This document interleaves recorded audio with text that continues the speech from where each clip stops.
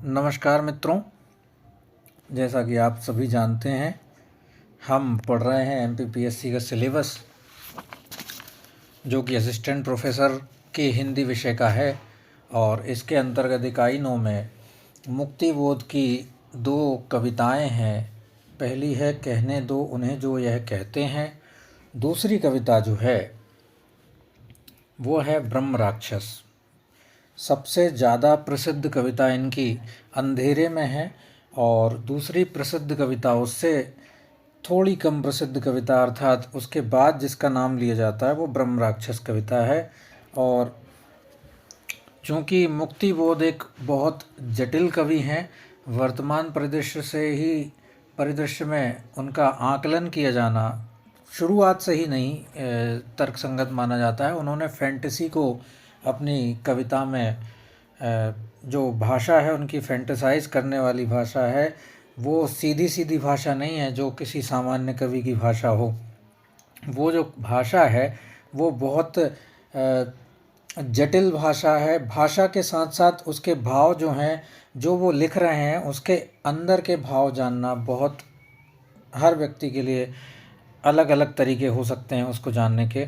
और वो कठिन भी हो सकती है और वो सरल भी हो सकती है। उसके लिए मुक्तिबोध के जैसा दिमाग होना सबसे ज़्यादा ज़रूरी है, जो कि वर्तमान में मुक्तिबोध के जैसा दिमाग होना बहुत मुश्किल से बिरला ही है कि जो मुक्तिबोध की तरह सोच सके और पढ़ सुन सके अपनी कविताएं। मैं जब थोड़ा पढ़ रहा था, बहुत ढूंढा इसके भाव को।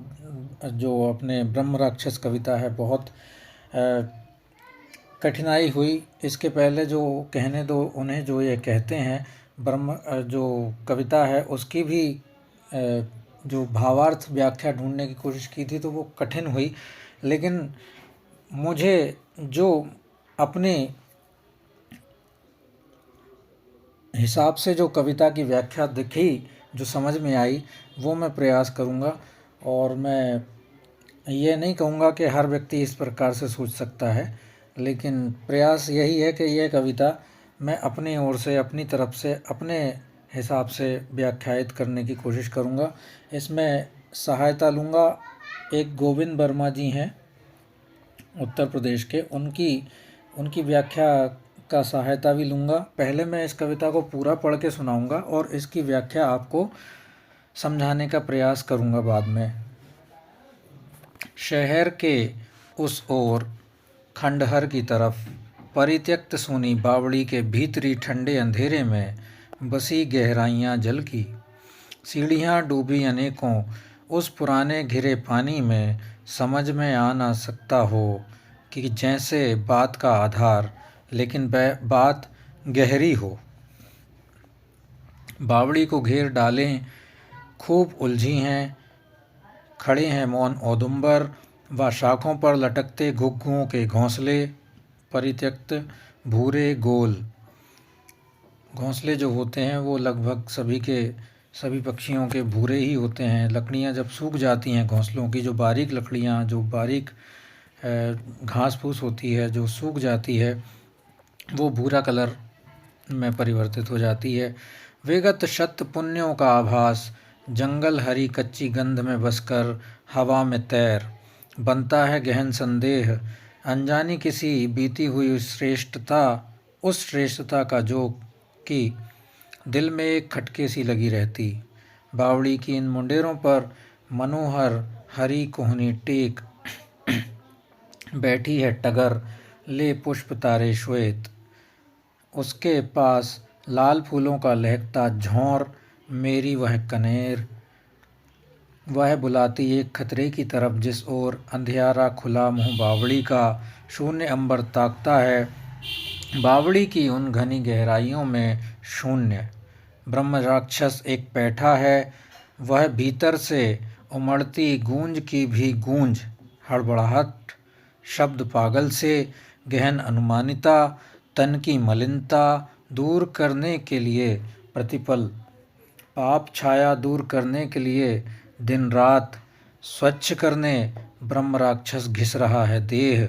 हाथ के पंजे बराबर बाह, छाती, मुंह छपाछप खूब करते साफ फिर भी मैल। और होठों से अनोखा स्तोत्र, कोई क्रुद्ध मंत्रोच्चार अथवा शुद्ध संस्कृत गालियों का ज्वार। मस्तक की लकीरें बुन रहीं आलोचनाओं के चमकते तार। उस अखंड स्नान का प्रवाह पागल प्रवाह, प्राण में संवेदना है स्याह। किंतु गहरी बावड़ी की भीतरी दीवार पर तिरछी गिरी रवि रश्मि के उड़ते हुए परमाणु जब तल तक पहुँचते हैं कभी, तब ब्रह्म राक्षस समझता है सूर्य ने झुककर नमस्ते कर दिया।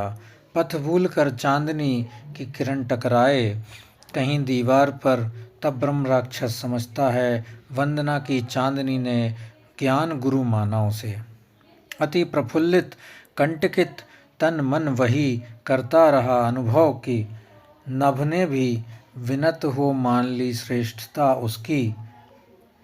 और तब दुगने भयानक ओज से पहचान वाला मन, सुमेरी बेबीलोनी जन कथाओं से मधुर वैदिक ऋचाओं तक, व तब से आज तक के सूत्र छंदस मंत्र थ्योरम सब प्रमेयों तक कि मार्क्स एंजल्स रसेल टॉयनबी की हेडेगर व स्पेंगलर सार्त्र गांधी भी सभी के सिद्ध अंतों का नया व्याख्यान करता वह नहाता ब्रह्म राक्षस श्राम प्राक्तन बावड़ी की उन घनी गहराइयों में शून्य।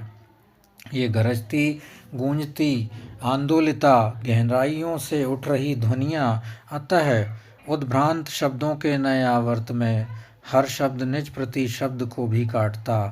वह रूप अपने बिंब से भी जूझ विकृताकार कृति है बन रहा। ध्वनि लड़ रही अपनी प्रतिध्वनि से यहाँ, बावड़ी इन मुंडेरों पर मनोहर हरी कोहनी टेक सुनते हैं टगर के पुष्प तारे श्वेत। वे ध्वनियाँ सुनते हैं करौंदी के सुकोमल फूल, सुनता है उन्हें प्राचीन औदुंबर। सुन रहा हूँ मैं वही पागल प्रतीकों में कही जाती हुई वह ट्रेजेडी जो बावड़ी में अड़ गई।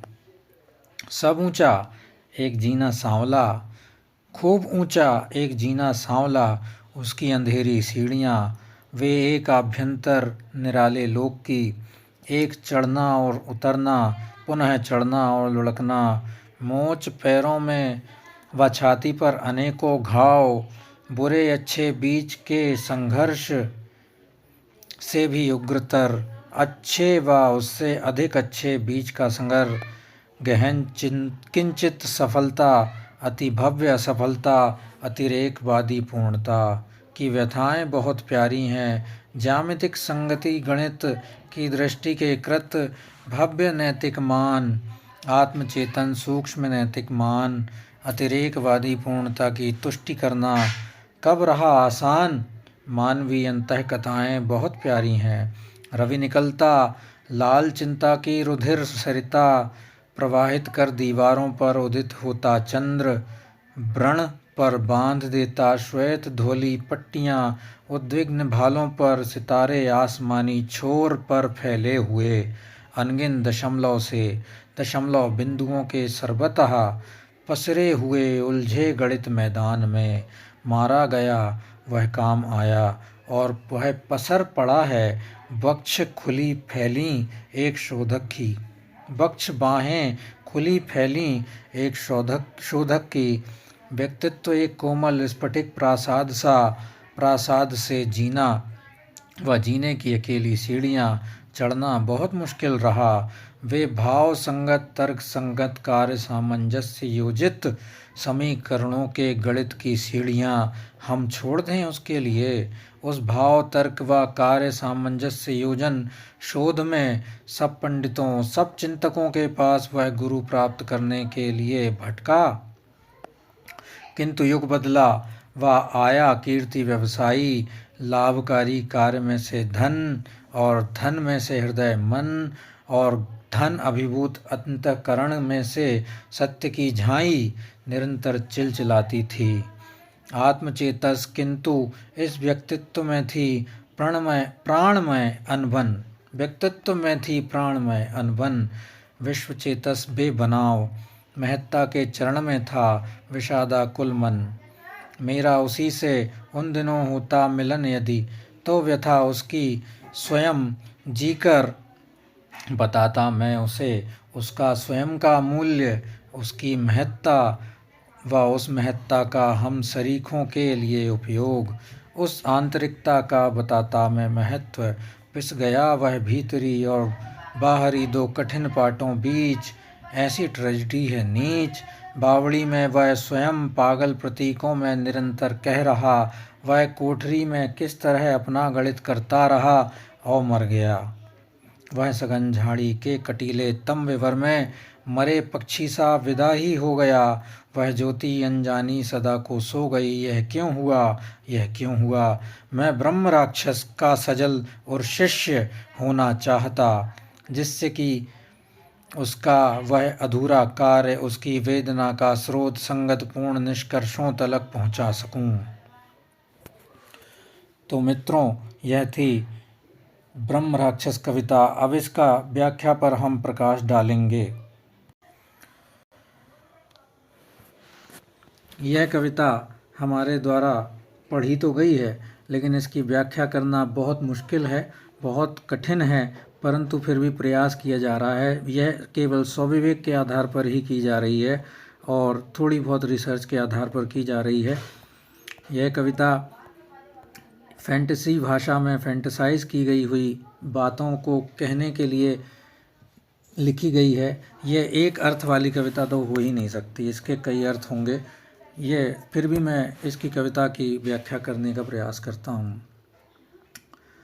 हम सभी जानते हैं कि अप्रैल 1957 में प्रकाशित हुई थी यह कविता। उनकी पहली कविता प्रकाशित हुई थी और अंधेरे में जो कविता है उसके बाद में सबसे ज़्यादा प्रसिद्ध कविता ब्रह्म राक्षस है। समय के साथ देश की परिस्थितियां तथा रचनाओं की व्याख्या भी बदलती रहती है, यह हम सब जानते हैं। कविता के माध्यम से वर्तमान में कैसी फैंटेसी भाषा की व्याख्या की जानी चाहिए, यह उपयुक्त है अथवा नहीं, यह पाठकों और श्रोताओं के विवेक का आधार पर रिलाई करती है। शास्त्रों के अनुसार ब्रह्म राक्षस किसे कहते हैं? ब्रह्म राक्षस किसे कहते हैं? ब्रह्म राक्षस वह होता है, ब्रह्म राक्षस जो होता है, जो जिसने ब्राह्मण जो होता है वो आत्महत्या कर लेता है और उसका प्रेत जो भटकता रहता है और उसकी प्रेत योनि में वह प्राप्त कर लेता है और वह भटकता रहता है, वह ब्रह्म राक्षस कहलाता है। ब्रह्म राक्षस पूर्व जन्म में एक मार्क्सवादी चिंतक था। यहाँ जो कविता है वो मार्क्सवादी चिंतक मुक्तिबोध के द्वारा लिखी गई है, तो इसको कैटेगराइज भी मार्क्सवादी चिंतक के ही रूप में की जाना उचित होगा। मुक्तिबोध कहते हैं कि मार्क्सवादी विचारधारा की परिधि सिकुड़ती जा रही है, अर्थात भंग भी हो रही है। लोगों का उससे मोह किसी खंडर की तरह छोड़ा हुआ प्रतीत हो रहा है, धीरे धीरे परित्याग किया जा रहा है उसका। ऐसा खंडहर बन चुका है विचारधारा का, मार्क्सवादी विचारधारा का। मार्क्सवादी के बड़े विचारक भारत में नहीं रहे। मार्क्सवाद को वर्तमान समय में भय की निगाह से देखा जा रहा है, उसे समाज और देश के लिए खतरा भी बताया जा रहा है। ऐसा क्यों किया जा रहा है यह किसी समझ में नहीं आ रहा है, यह स्वयं लेखक के कवि के समझ में भी नहीं आया, लेकिन पीछे अवश्य कोई गहरा राज है अथवा कोई सोची समझी चाल। बावड़ी जो कि मार्क्सवाद का प्रतीक है तथा जल राशियाँ उसके ज्ञान का प्रतीक है। जो जल राशियाँ हैं ज्ञान है और बावड़ी जो है वो मार्क्सवाद है, इसका प्रतीक यहाँ पर ये लिया गया है। और अब केवल पुराने गूलर के पेड़ अर्थात कुछ एक बुद्धिजीवी बचाए हुए हैं और वही उसके वाहक भी हैं। मार्क्सवादी के पुराने समाज कल्याण के परिणामों को देखकर संदेह होता है कि वह ऐसी विचारधारा जो दुनिया भर की सभी विचारधाराओं में सबसे नवीन समष्टिवादी चेतना से ओतप्रोत समाज के सभी वर्गों को साथ लेकर चलने वाली कैसे हाशिए पर आ सकती है। बावड़ी रूपी मार्क्सवाद कि दुर्ग के मुंडेर पर लाल कनेर का गुच्छा लाल झंडा है। आप यहाँ पर पढ़ेंगे लाल कनेर का नाम लिया गया है। वह लाल कनेर का जो गुच्छा है वह मार्क्सवादी का झंडा है। श्वेत टगर जो है वो पुष्प उस झंडे का तारा है। यहाँ पर आप फिर से देखेंगे, यहाँ पर टगर इन्होंने एक शब्द उपयोग किया था, वह एक तारा है जो झंडे पर बना हुआ है। मार्क्सवादी का साइन ऐसा होता है, ऐसा कुछ होता है, उसका झंडा बनाने के प्रयास कीजिए। ये झंडा ऐसा कुछ बनता है लाल कलर का, तो उसी को और उन्होंने प्रकाश उसी की ओर इशारा किया है। इस प्रकार लाल झंडा बावड़ी की मुंडेर पर लहरा रहा है और भविष्य के अंधेरे की तरफ आश्चर्य से देख रहा है कि मानो मार्क्सवाद का भविष्य खतरे में है। बावड़ी में एक ब्रह्म राक्षस बैठा है जो कि अकेले में पागल की तरह बड़बड़ा रहा है, ठीक उसी तरह जैसे कि मार्क्सवादी बुद्धिजीवी अपने सेफ जोन में क्रांति की बात करते हैं। मार्क्सवादी विचारधारा में एक शब्द आता है ऐतिहासिक गलती, हिस्टोरिक मिस्टेक, ऐतिहासिक गलती। इसमें एक शब्द यूज़ किया है इन्होंने, कहाँ पर है, हिस्टोरिक गलती,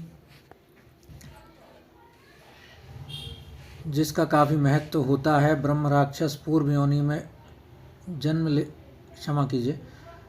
में अपने विचार आम जनता तक पहुंचा नहीं पाया था। ब्रह्म राक्षस जब मानव का जन्म लेके रखा था, उसने मानव के देह में था, तब उसने अपने विचार आम जनमानस तक नहीं पहुंच पाया। इसलिए वह प्रेत बनकर एक मार्क्सवादी विचारधारा को ढो रहा है और उसको फिर से पुनः पहुंचाने का प्रयास कर रहा है, परंतु वह एक परित्यक्त जगह पर रह रहा है।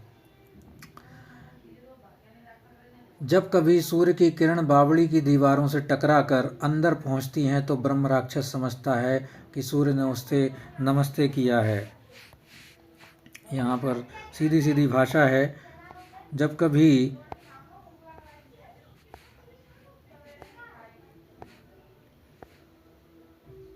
सूर्य ने उसे नमस्ते किया है, यहाँ पर देखना होगा, देखा जाए तो जब कभी सूर्य की किरण बावड़ी की दीवारों से टकराकर अंदर पहुंचती है तो ब्रह्म राक्षस समझता है सूर्य ने उसे नमस्ते किया है, और जब कभी भूले से चंद्रमा की किरण बावड़ी के तल तक पहुंचती है तो वह समझता है कि चंद्रमा ने उसकी वंदना कर उसे ज्ञान गुरु मान लिया है। इसी प्रकार समाज में जब किसी आंदोलन की अगुवाई मार्क्सवादी करते हैं तो समाज के अन्य वर्ग उनके पीछे हो लेते हैं और इससे वे गौरवान्वित हो जाते हैं, कई बार अहंकारी भी। ब्रह्म राक्षस दुगने उत्साह से सभी सभ्यताओं के ग्रंथों वेदों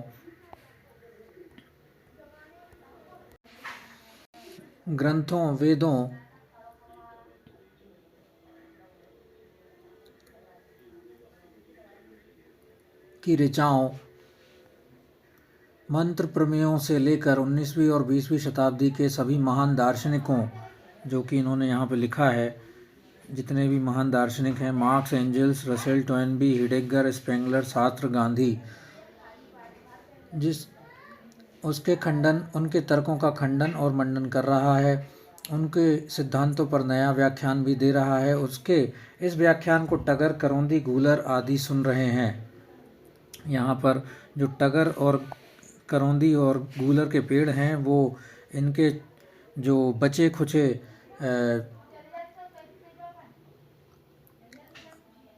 प्यूपिल कह सकते हैं, जो शिष्य हैं वो कह सकते हैं, या अनुयायी कह सकते हैं, उनके प्रतीक माने जा रहे हैं। इसी प्रकार मार्क्सवादी विचारों के भी व्याख्यान उनकी सभाओं में उपस्थित सीमित लोग ही सुनते हैं। कविता के दूसरे भाग में प्रतीकों के माध्यम से मार्क्सवाद के पथ में आने वाली कठिनाइयों का वर्णन है। यहाँ पर दूसरा भाग प्रारंभ हो जाता है। खूब ऊंचा एक जीना सांवला, उसकी अंधेरी सीढ़ियाँ, अभ्यंतर निराले लोक की, चढ़ना और उतरना, पुनः चढ़ना और लुढ़कना, ऐसी भाषा यूज़ करी है, उपयोग की है इन्होंने। दूसरे भाग में प्रतीकों के माध्यम से मार्क्सवाद के पथ में आने वाली कठिनाइयों का वर्णन है। मार्क्सवादी रूपी जीना, सीढ़ियाँ, मार्क्सवादी रूपी जीना है जो साम्यवादी शासन व्यवस्था जैसे निराले लोक तक चला जाता है, परंतु उसकी प्रत्येक सीढ़ियाँ चुनौतियों से भरी हैं। उस पर चढ़ना और उतरना, पुनः चढ़ना और लुढ़कना, इस दौरान पैरों में मोच, छाती पर अनेकों घाव आ जाते हैं। बुरे के स्थान पर अच्छे को स्थापित करने का संघर्ष काफ़ी कठिन है, और पूरे अर्थात पूंजीवादी समाज के स्थान पर साम्यवादी समाज का स्थापित करना बहुत ज़्यादा कठिन है। कुछ सफलता के बदले अधिक सफलता मिलेगी, किंतु यह असफलता बहुत क्षमा कीजिए कुछ सफलता के बदले अधिक असफलता मिलेगी, किंतु यह असफलता बहुत प्यारी होगी, क्योंकि असफलता ही सफलता के द्वार खोलती है।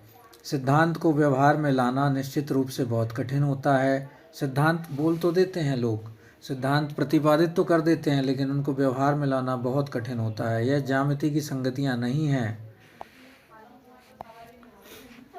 ज्यामिति की संगतियाँ नहीं हैं, ना ही गणित की बातें कि 100% सिद्धांत के अनुरूप हों। परंतु मनुष्य को यदि सिद्धांत को व्यवहार में लाने के लिए जो पीड़ा प्राप्त होती है, उसका महत्व है, वह आनंददायक भी है। आनंददायक भी है, चूँकि ब्रह्म राक्षस एक शोधक है और वह समाज को प्रगति पथ पर अग्रसर करने के लिए निरंतर शोध कर रहा है। सूर्योदय उसे ऐसा लगता है जैसे चिंता की नदी प्रवाहित हो रही है। रवि निकलता लाल चिंता की रुधिर सरिता प्रवाहित पर कर दीवारों पर उदित होता चंद्र। चिंता की नदी प्रवाहित हो रही है और चंद्रमा उसके माथे के घावों पर सफ़ेद पट्टी बांध देता है।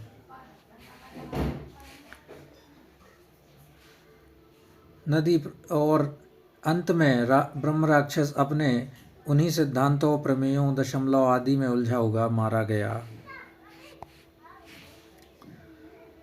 इसी प्रकार मार्क्सवादी विद्वान भी पूरी जिंदगी अपने कक्ष में बहुत से विमर्शों, ग्रंथों में उलझकर मर जाते हैं, अर्थात वह अपने लक्ष्य तक नहीं पहुंच पाते हैं। मुक्तिबोध यहाँ स्वाभाविक मृत्यु की बात नहीं करते हैं, वह कहते हैं शोधक मारा गया, अर्थात अपनी चिंता, भविष्य के सुनहरे सपनों आदि के द्वारा मारा गया। शोधक तमाम विद्वानों, दार्शनिकों, चिंतकों के पास गुरु ज्ञान प्राप्त करने के लिए भटका, परंतु उसे कोई नहीं मिला, अर्थात वह स्वाध्याय से ज्ञान अर्जित करने वाला व्यक्ति था, उसे किसी का मार्गदर्शन नहीं मिला। इसका कारण था कि वह पूंजीवाद युग में आया था। अब धन के बिना उसे कुछ नहीं मिलता। पूंजीवादी युग में आप जानते ही हैं कि कितनी परेशानी होती है। बिना धन के कोई भी आगे नहीं बढ़ सकता। इसी प्रकार मार्क्सवादी विद्वान भी पूरी जिंदगी यही प्रयास करते रहे कि बिना धन के ही वे सारे ज्ञान को अपने समाज में प्रसारित कर दें, परंतु यह संभव कैसे हो सकता है। धन ने हृदय मन सभी को अपने लोभ पाश में जकड़ लिया है। धन से अभिभूत अंतःकरण धन को ही परम सत्य कहता है, जो कि सत्य नहीं झूठ है, सत्य के साथ छल भी है। धन की चमक सत्य नहीं भ्रम है। धन की चमक सत्य नहीं भ्रम है। मार्क्सवाद व्यष्टि से ज़्यादा समष्टि पर बल देता है और शोधक भी विश्व की महत्ता को मानता है, परंतु मानवतावादी दृष्टि से व्यक्ति का भी उतना ही महत्व है। मुक्तिबोध कहते हैं कि यदि मेरी उससे भेंट होती है तो मैं उसकी व्यथा को खुद जीकर समाज के कल्याण के लिए उसका होना कितना जरूरी है उसे बताता, परंतु शोधक मारा जा चुका है। शोधक की त्रासदी तो यह है कि वह इसी व्यष्टि और समष्टि, भीतर और बाहर, आत्म और विश्व के संबंध को न समझकर दो पाटों के बीच पिसता रहा। जिस प्रकार मार्क्सवादी चिंतक सिद्धांतों, किताबों, लाल झंडे आदि के बीच अपनी कोठरों में मर जाते हैं, उसी प्रकार ब्रह्म राक्षस भी बावड़ी के आसपास की झाड़ तमविवर में मर गया। तम मतलब अंधेरा। तमविवर में मर गया, जैसे कोई पक्षी वह किरण जो विश्व के लिए कल्याणकारी थी सदा के लिए बुझ गई। ना ही कोई उसे जान सका, ना ही उस समाज उसके शोधों का कोई लाभ ले सका। इसीलिए मूर्तिबोध उसका शिष्य होना चाहते हैं। सजल और शिष्य, सजल और शिष्य मतलब पसीजा हुआ हृदय वाला शिष्य होना चाहते हैं, जिससे वे उसका अधूरा कार्य पूरा कर सकें, उसकी वेदना को उसके पूर्ण निष्कर्षों तक पहुंचा सकें और एक साम्यवादी समाज की स्थापना कर सकें। तो मित्रों, यह थी कविता ब्रह्म राक्षस। मैं प्रयास कर रहा हूं कि आप तक अच्छे से अच्छी व्याख्या पहुंचे। अगर आपको पसंद आई हो तो आप ज़रूर बताएं। थोड़ी बहुत गलतियां हो सकती हैं मुझसे, अगर कोई सुधार की गुंजाइश हो तो ज़रूर बताएं। बहुत बहुत धन्यवाद आपका।